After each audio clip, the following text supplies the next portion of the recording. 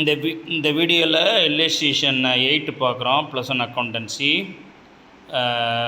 Pragadeesh is a trader dealing in electronic goods. அதாவது பிரகதீஷ்ங்கிறவர் வந்து ஒரு ட்ரேடரு, எலக்ட்ரானிக் குட்ஸ் டீல் பண்ணுறாரு. Who commenced his business in 2015 business start பண்ணுறாரு. For the following transaction took place in the month of March 2018. Pass the journal entry. March 2018 இந்த transaction நடந்திருக்கு. அந்த டிரான்சாக்ஷனுக்கு journal entry pass பண்ண சொல்கிறாங்க. March அந்த date March 1 அன்னைக்கு purchase goods from Y N Co on credit ₹60,000. அப்போ ஒய்என்கோட்டிருந்து credit purchase பண்ணியிருக்கோம்னா அதில் இந்த டிரான்சாக்ஷனில் 2 அக்கௌண்ட் இருக்குது. பர்ச்சேஸ்னு ஒரு அக்கௌண்ட்டு, ஒய்என்கோன்னு ஒரு அக்கௌண்ட்டு. பர்ச்சேஸ் வந்து ஒரு எக்ஸ்பென்ஸ், அதனால் பர்ச்சேஸ் டேட் பண்ணிடுங்க. அப்போ கிரெடிட் வந்து ஒய்என்கோ தான் வரும். ஒய்என்க்கு ஏன் கிரெடிட் வருதுன்னா, ஒய்என்கு பர்சனல் அக்கௌண்ட்டு. அவர் தான் பர்சனல் அக்கௌண்ட்டை பொறுத்தல ரிசீவராக கிவரான்னு பார்க்கணும். இங்கே அந்த குட்ஸ் பர்ச்சேஸ் பண்ணுற குட்ஸை கிவர் வந்து ஒய்என்கோ, அதனால் அவரை கிரெடிட் பண்ணணும். பர்சனல் அக்கௌண்ட் ரூல் படி debit the receiver, credit the giver. இங்கே கிவர் ஒய்என்கோ. அதனால் பர்ச்சேஸ் வந்து நாமினல் அக்கௌண்ட் ரூல் என்ன rule? Debit all expenses and losses, credit all incomes and gains. இந்த எக்ஸ்பென்ஸ்னால பர்ச்சேஸை டெபிட் பண்ணுறோம். அதனால் purchases account debtor to Y N Co account. நரேஷனில் வந்து குட்ஸ் பர்ச்சேஸ் அண்ட் கிரெடிட் போட்டுறணும். டேட்டில் வந்து இது சொல்யூஷன் போட்டு இந்த books of Pragadeesh journal entries format வந்து date, particulars, ledger folio, debit credit.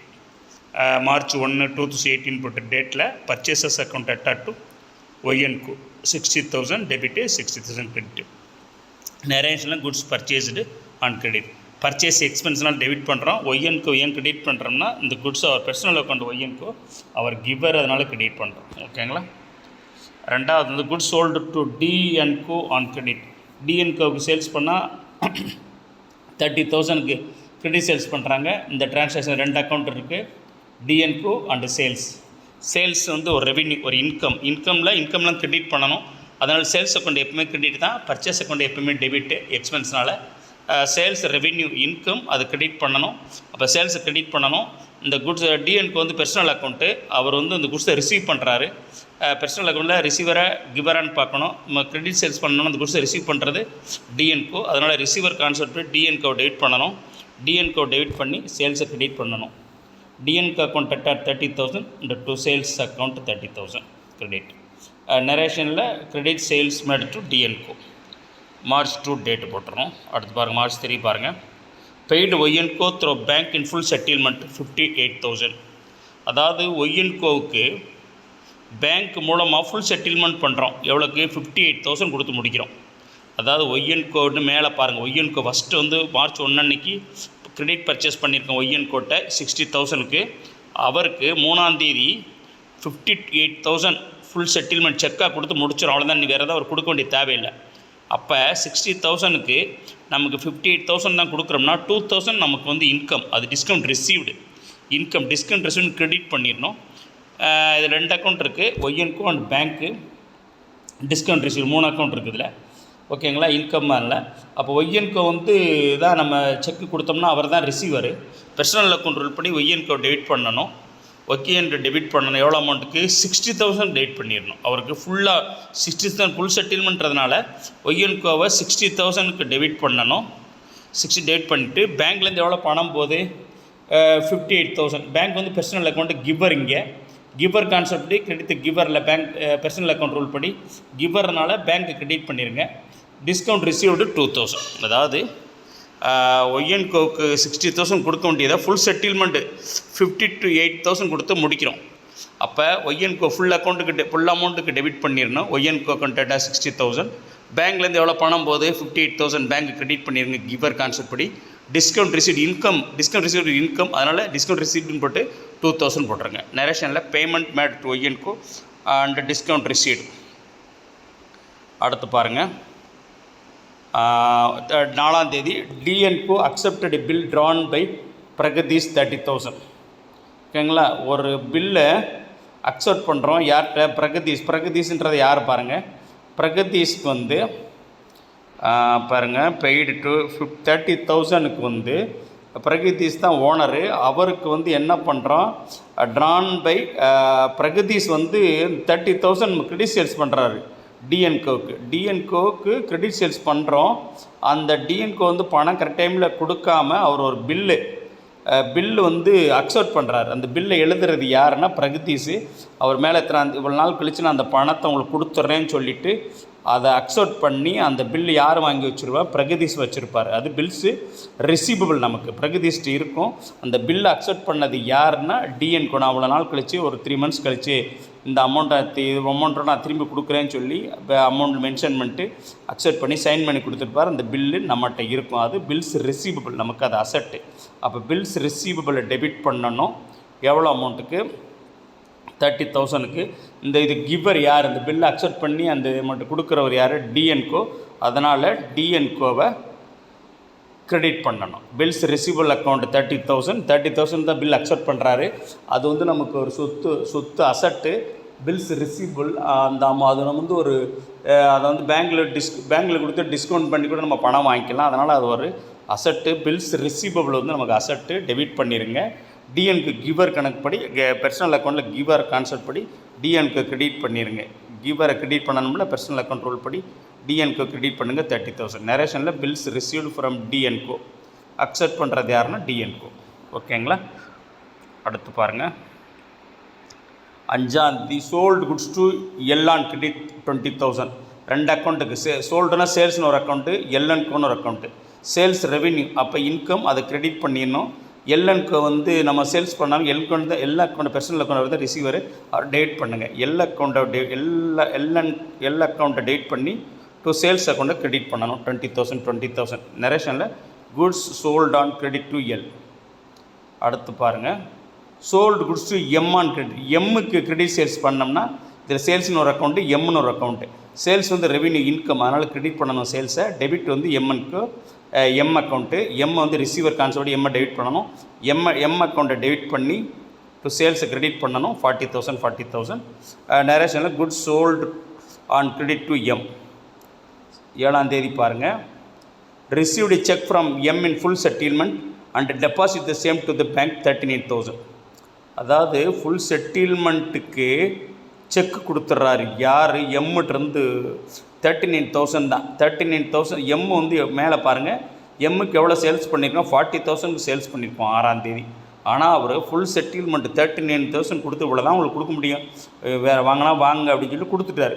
நம்ம பரவாயில்ல இவர் எம்என் போனாலும் போயிடுவார், இல்லாட்டி பணம் வராமல் போயிருன்னு சொல்லிட்டு அந்த ஃபுல் செட்டில்மெண்ட்டுக்கு 39,000க்கு செக்கை வாங்கிடுறோம். அப்போ 40,000 கொடுக்க வேண்டியது நமக்கு 39,000 தான் வருது இவருக்கு. அப்போ எவனுக்கு எவ்வளோ லாஸ்னா 1000 ரூபா லாஸ். அது டிஸ்கவுண்ட் அலௌடு எக்ஸ்பென்ஸை டெபிட்டு. அதனால் நம்ம பேங்க் அக்கௌண்ட்டுக்கு எவ்வளோ பணம் வருது, 39 வருது. டிஸ்கவுண்ட் அலௌடு லாஸ் வந்து 1000. இங்கே பாருங்கள், ஃபுல் செட்டில்மெண்ட் செக் வர்றதுனால பேங்க் தான் ரிசீவர். இங்கே செக் கொடுத்தா அதுக்கு அமௌண்ட்டை ரிசீவ் பண்ண போது நம்ம பேங்க்கு அவருடைய பிரகதீஷோட பேங்க். அதனால் அவர் பேங்க் அக்கௌண்ட்டை டெபிட் பண்ணுங்கள் 39,000. Discount allowed 1000. 40,000க்கு 39,000 தானே வருது, லாஸ் வந்து 1000. அதை டிஸ்கவுண்ட் அலௌடுன்னு எக்ஸ்பென்ஸ். அதனால் எக்ஸ்பென்ஸ் கான்செப்ட் எப்படி டிஸ்கவுண்ட் அலௌடுன்னு டெபிட் பண்ணிடுங்க 1000. Bank receiver personal account receiver 39,000 check வர்றதுனால பேங்க் டெபிட் பண்ணிடுங்க. மொத்தமாக எம்என்கோவை 40,000 கிரெடிட் பண்ணிடுங்க. அவர் தான் கிவர். இங்கே 39 அவர் கொடுத்தாலும் ஃபுல் செட்டில்மெண்ட் பண்ணுறதுனால அவர் 40,000க்கே ஃபுல்லாக கிரெடிட் பண்ணிடணும். 40,000 ஃபுல்லாக கொடுத்த மாதிரி தான் அதுக்கு மீனிங். நமக்கு தான் லாஸ் 1000. பேங்க்கில் ரிசீவர் வந்து பேங்க் அக்கௌண்ட்டு தான் ரிசீவர். எவ்வளோ அமௌண்ட்டு, செக் அமௌண்ட்டு 39,000. அப்போ bank account 39,000. Discount allowed debit 1000 to M account வந்து 40,000. நேரேஷனில் செக் ரிசீவ்டு ஃப்ரம் எம்என்க்கு அண்ட் டிஸ்கவுண்ட் அலௌடுன்னு கூட சொல்லலாம். Cheque received and discount allowed. ஓகேங்களா? டிஸ்கவுண்ட் அலோவ் பண்ணி செக் ரிசீவ் பண்ணியிருக்கேன் 39,000க்கு. அதை டெபாசிட் பண்ணிட்டேன் பேங்க்கு. ஓகேங்களா? அடுத்து பாருங்கள். 8 வந்து goods returned to Y N Co 4,000. Y N Co goods returned to ஒய்என்கோக்கு ரிட்டர்ன் பண்ணுறோம். ஒய்என்கிட்ட தான் பர்ச்சேஸ் பண்ணியிருக்கோம் பாருங்கள். இப்போ ஒய்என்கோட்ட வந்து பர்ச்சேஸ் பண்ணியிருக்கோமான்னு பாருங்கள். பர்ச்சேஸ் குட்ஸ் ஃப்ரம் ஒய்என்கோ தான் மொதல் 60,000. அவங்களுக்கு வந்து பர்ச்சேஸ் பண்ணும்போது பர்ச்சேஸ் அக்கௌண்ட் டு ஒய்என்கோன்னு என்ட்ரி போட்டிருப்போம். இப்போ அப்படி ரிட்டர்ன் பண்ணும்போது ஒய்என்கோவை டெபிட் பண்ணி டு பர்ச்சேஸ் ரிட்டனை கிரெடிட் பண்ணணும். ஓகேங்களா? பாருங்கள்.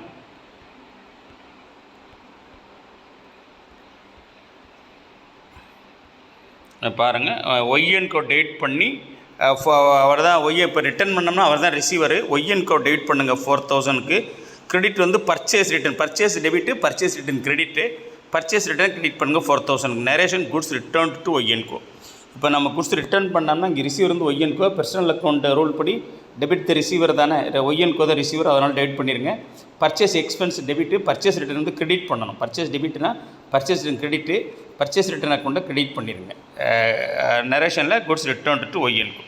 அடுத்து நைன்த்து ட்ரான்சாக்ஷன் பாருங்கள். L became insolvent and only 90 paise per rupee is received by cash in full settlement. அதாவது எல் வந்து இன்சால்மெண்ட் ஆகிட்டார். அவரால் எந்த பணமே கொடுக்க முடியல. அவர் வந்து ரூபாய்க்கு 90 காசு தான் கொடுக்க முடியும். மிச்சத்தை நமக்கு லாஸ் ஆகிடுது நமக்கு. ஓகேங்களா, கொடுக்க முடியும். இன்சால்மெண்ட் ஆகிறார். அதனால் இப்போ பாருங்கள் மொத்தம் ஒரு எல் எவ்வளோ கொடுக்கணும்னு பாருங்கள். L and credit sold to L N Co 20,000 sale பண்ணியிருக்கோம். 20,000 × 0.90 போடுங்க. ஓகே, அப்போ 18,000 தான் வரும் நமக்கு. கேஷ் அக்கௌண்ட் வந்து 20,000 ரூபாய்க்கு 90 காசுனா 20,000 × 0.90 0.9 ஒன்று தான், 0.90 ஒன்று 90 காசு மல்டிப்ளை பண்ணோம்னா 18,000 வரும்.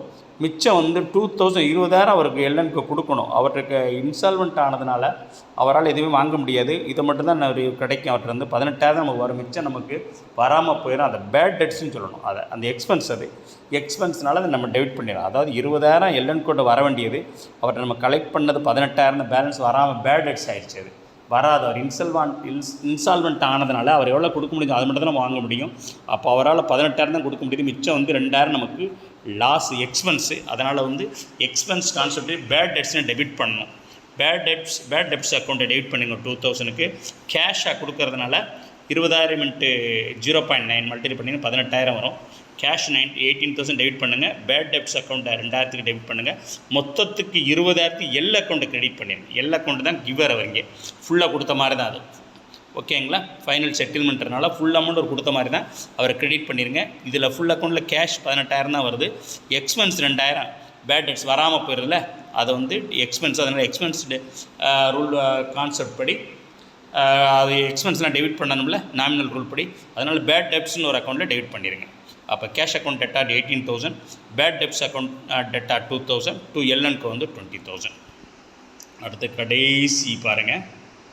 கடைசி என்னது, goods returned by M 3,000. Goods returned by எம்னா எம் ரிட்டர்ன் பண்ணுறாரு. அப்போ நம்ம சேல் பண்ணது sold goods M on credit 40,000 இருப்பாங்க. 6ஆம் தேதி sold goods M on credit sales பண்ணியிருக்கோம் பாருங்கள் 6ஆம் தேதி. அவர் தான் ரிட்டர்ன் பண்ணுறாரு. ரிட்டர்ன்டு பை எம்னா எம் ரிட்டர்ன் பண்ணுறாரு. அப்போ நம்ம சேல்ஸ் பண்ணதை ரிட்டர்ன் பண்ணுறாரு. அப்போ நம்ம சேல்ஸ் பண்ணுறது ரிட்டர்னாகி நமக்கு வருது. அது சேல்ஸ் ரிட்டர்ன். சேல்ஸ் கிரெடிட்னால சேல்ஸ் ரிட்டர்ன் டெபிட்டு. அப்போ சேல்ஸ் ரிட்டர்னை டெபிட் பண்ணுங்கள். எவ்வளோக்கு 3,000க்கு. யார் இங்கே கிவ்வை ரிட்டர்ன் பண்ணுறது எம், டு எம்மை கிரெடிட் பண்ணுங்கள். சேல்ஸ் ரிட்டர்ன்ஸ் அக்கௌண்ட்டை டெபிட் பண்ணி 3,000க்கு, டு எம் அக்கௌண்ட்டை கிரெடிட் பண்ணுங்கள் 3,000. நரேஷனில் குட்ஸ் ரிட்டர்ன்டு பை எம். அதனால் திரும்ப பாருங்கள், லைக் பண்ணுங்கள், ஷேர் பண்ணுங்கள், சப்ஸ்கிரைப் பண்ணுங்கள். புரியலைன்னா கமெண்ட் பண்ணுங்கள்.